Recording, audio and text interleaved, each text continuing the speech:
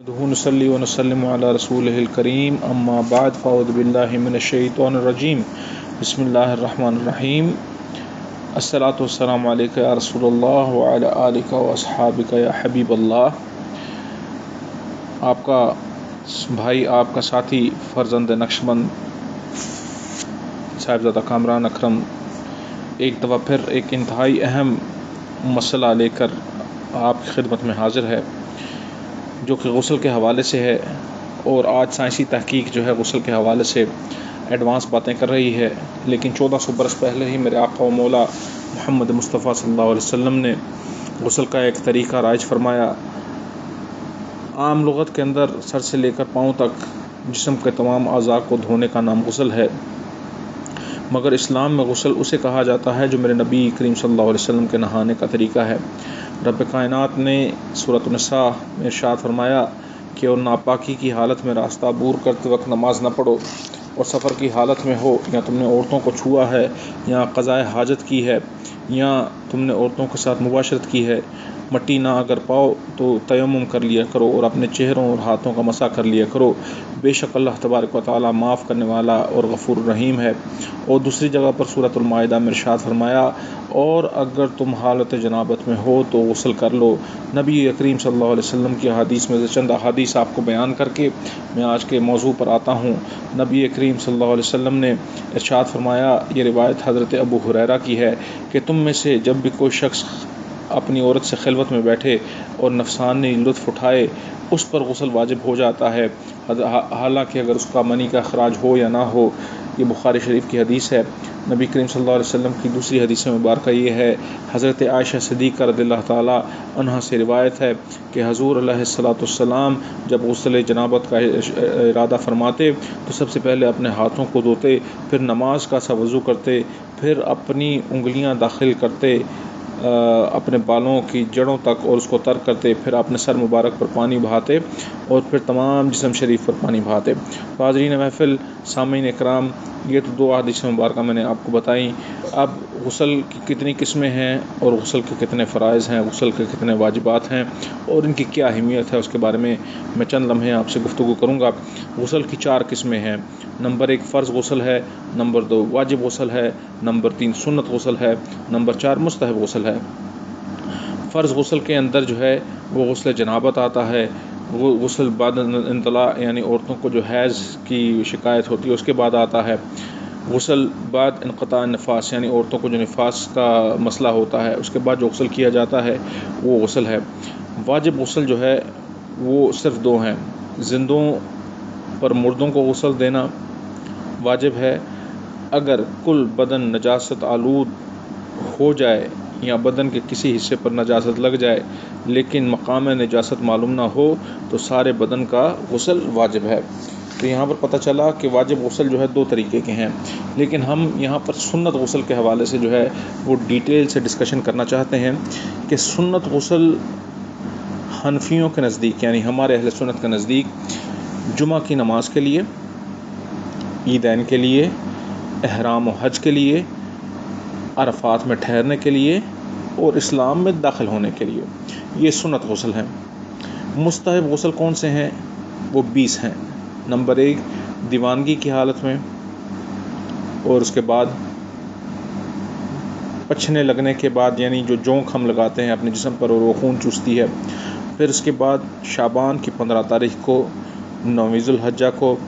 مقام مزدلفہ میں ٹھہرنے کے وقت، ذی الحجہ میں قربانی کرنے کے وقت، پتھر کنکریاں پھینکنے کے لیے منی میں داخل ہونے کے وقت، طواف زیارت کے لیے مکہ معظمہ میں داخل ہونے کے وقت، شب قدر کے دن، سورج اور چاند گرہن لگنے کے وقت، طلب بارش کی نماز کے لیے، کسی خوف کے وقت، اگر سخت آندھی آ جائے یا کوئی اور عارضی سماوی آفت آ جائے اس کو دفع کرنے کے لیے، مدینہ منورہ میں داخل ہونے کے لیے، نئے کپڑے یا سفید لباس پہننے کے لیے، مردہ نہلانے کے بعد مقتول کو غسل دینا خواہ قتل کیسا ہی ہو، حرام یا حلال،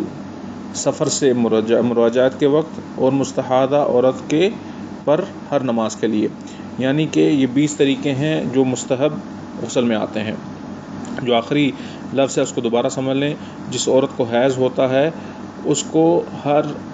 نماز پڑھنے سے پہلے جو ہے غسل کرنا مستحب ہے، جس کو حیض کی شکایت ہے۔ اچھا، اب غسل کرنے کا جو طریقہ ہے وہ یہ ہے، ابھی آپ سن لیں تاکہ میں آپ کو آگے سائنسی اس کی تحقیق بتاؤں کہ سائنس کیا کہتی ہے۔ غسل کرنے کا سنت طریقہ یوں ہے کہ دل میں نیت کر کے زبان سے بھی نیت کر لے تو افضل ہے،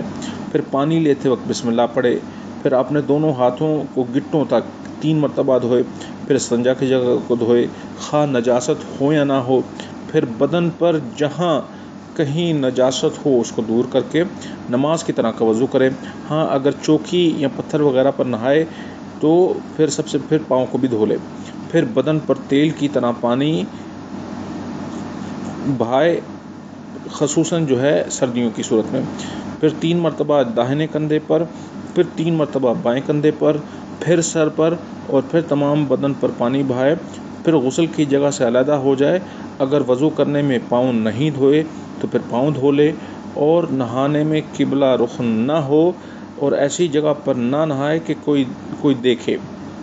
اور اگر یہ نہ ہو سکے تو پھر ناف تک جو ہے سطر کرنا ضروری ہے۔ اگر کسی قسم کا کلام کرنا ضروری ہے، ورنہ کلام نہ کرے، نہ ہی دعا پڑھے، اور عورتوں کو بیٹھ کر نہانا بہتر ہے۔ یہ نبی کریم صلی اللہ علیہ وسلم کے غسل کی مسنون طریقہ ہے۔ اب جو بات میں آپ کو یہاں پر سامعین محفل بتانے لگا ہوں کہ آج کی جدید تحقیق، جس کے اندر آکسفورڈ کی بڑی یونیورسٹیاں اور واشنگٹن کی جو ریسنٹ آپ کی تحقیقات میں سے ایک تحقیق یہ آئی ہے کہ جو شخص صبح کے ٹائم پر خصوصاً حمام میں جاتا ہے اور غسل کے لیے کپڑے اتارتا ہے، نہانے کے لیے کپڑے اتارتا ہے، اور سب سے پہلے جو ہے اپنے سر پر پانی ڈالتا ہے، تو اس شخص کو جو ہے متوقعتاً یعنی ہو سکتا ہے کہ اس کو برین ہیمریج ہو جائے۔ اب یہ کیوں ہوتا ہے؟ کیونکہ جب انسان سو کر اٹھتا ہے تو اس کے جسم کا ایک مخصوص درجہ حرارت ہوتا ہے اور سر کا ایک مخصوص درجہ حرارت ہوتا ہے۔ جب ہم پانی کے نیچے جاتے ہیں تو ہماری کوشش یہ ہوتی ہے کہ ہم سب سے پہلے سر گھسائیں، نیچے سر ڈالیں تاکہ ہماری آنکھیں کھل جائیں، لیکن آپ نے سنا کہ نبی کریم صلی اللہ علیہ وسلم نے ارشاد فرمایا کہ سب سے پہلے اپنے دائیں کندھے کو دھو، پھر اس کے بعد بائیں کندھے کو دھو۔ سائنس یہ کہتی ہے کہ سر ڈائریکٹ ڈالنے کے بجائے اگر آپ اپنا دایاں کندھا اور پھر اپنا بایاں کندھا اور اپنے جسم پر سب سے پہلے پانی پھیرتے ہیں تو اس سے جسم کا درجہ حرارت جو ہے وہ برابر ہو جاتا ہے اور وہ سر کے لیے بھی مفید ہے۔ تو آپ پہلے دایاں کندھا جب دھوتے ہیں، پھر اس کے بعد بایاں کندھا دھوتے ہیں، پھر اس کے بعد جب آپ اپنے جسم پر پانی بہاتے ہیں تو وہ ٹمپریچر جو ہے وہ آپ کے دماغ کی رگوں کو بھی اسی نوعیت کے اوپر لے آتا ہے، پھر اس کے بعد آپ آخر میں جو ہے وہ سر دھوتے ہیں۔ حاضرین محفل، سامعین کرام، آپ یہ دیکھیں کہ نبی پاک صلی اللہ علیہ وسلم کی سنتوں پر عمل کرنا کتنا فائدہ مند ہے اور کتنی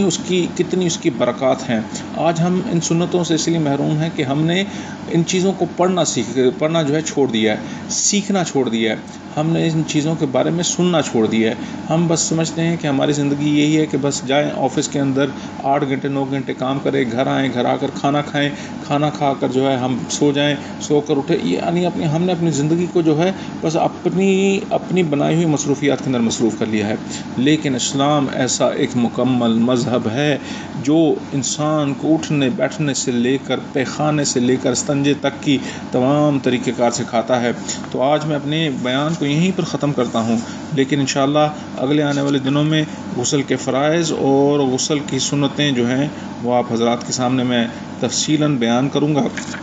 میں اللہ تعالیٰ سے دعا کرتا ہوں کہ اللہ پاک ہمیں حضور کی سنتوں پر چلنے کی توفیق عطا فرمائے۔ وما توفیقی الا باللہ وما علینا الا البلاغ المبین۔ نصلی ونسلم علی رسولہ الکریم، اما بعد، فاعوذ باللہ من الشیطان الرجیم، بسم اللہ الرحمن الرحیم۔ الصلاۃ والسلام علیک یا رسول اللہ وعلی آلک واصحابک یا حبیب اللہ۔ آپ کا بھائی، آپ کا ساتھی، فرزند نقشبند صاحبزادہ کامران اکرم ایک دفعہ پھر ایک انتہائی اہم مسئلہ لے کر آپ کی خدمت میں حاضر ہے، جو کہ غسل کے حوالے سے ہے، اور آج سائنسی تحقیق جو ہے غسل کے حوالے سے ایڈوانس باتیں کر رہی ہے، لیکن 1400 برس پہلے ہی میرے آقا و مولا محمد مصطفیٰ صلی اللہ علیہ وسلم نے غسل کا ایک طریقہ رائج فرمایا۔ عام لغت کے اندر سر سے لے کر پاؤں تک جسم کے تمام اعضاء کو دھونے کا نام غسل ہے، مگر اسلام میں غسل اسے کہا جاتا ہے جو میرے نبی کریم صلی اللہ علیہ وسلم کے نہانے کا طریقہ ہے۔ رب کائنات نے سورۃ النساء میں ارشاد فرمایا کہ اور ناپاکی کی حالت میں راستہ عبور کرتے وقت نماز نہ پڑھو، اور سفر کی حالت میں ہو، یا تم نے عورتوں کو چھوا ہے، یا قضاء حاجت کی ہے، یا تم نے عورتوں کے ساتھ مباشرت کی ہے، مٹی نہ اگر پاؤ تو تیمم کر لیا کرو اور اپنے چہروں اور ہاتھوں کا مسح کر لیا کرو، بے شک اللہ تبارک و تعالی معاف کرنے والا اور غفور الرحیم ہے۔ اور دوسری جگہ پر سورۃ المائدہ میں ارشاد فرمایا اور اگر تم حالت جنابت میں ہو تو غسل کر لو۔ نبی کریم صلی اللہ علیہ وسلم کی حدیث میں سے چند احادیث آپ کو بیان کر کے میں آج کے موضوع پر آتا ہوں۔ نبی کریم صلی اللہ علیہ وسلم نے ارشاد فرمایا، یہ روایت حضرت ابو ہریرہ کی ہے کہ تم میں سے جب بھی کوئی شخص اپنی عورت سے خلوت میں بیٹھے اور نفسانی لطف اٹھائے اس پر غسل واجب ہو جاتا ہے، حالانکہ اگر اس کا منی کا اخراج ہو یا نہ ہو۔ یہ بخاری شریف کی حدیث ہے۔ نبی کریم صلی اللہ علیہ وسلم کی دوسری حدیث مبارکہ یہ ہے، حضرت عائشہ صدیقہ رضی اللہ تعالی عنہا سے روایت ہے کہ حضور علیہ الصلوۃ والسلام جب غسل جنابت کا ارادہ فرماتے تو سب سے پہلے اپنے ہاتھوں کو دھوتے، پھر نماز کا سا وضو کرتے، پھر اپنی انگلیاں داخل کرتے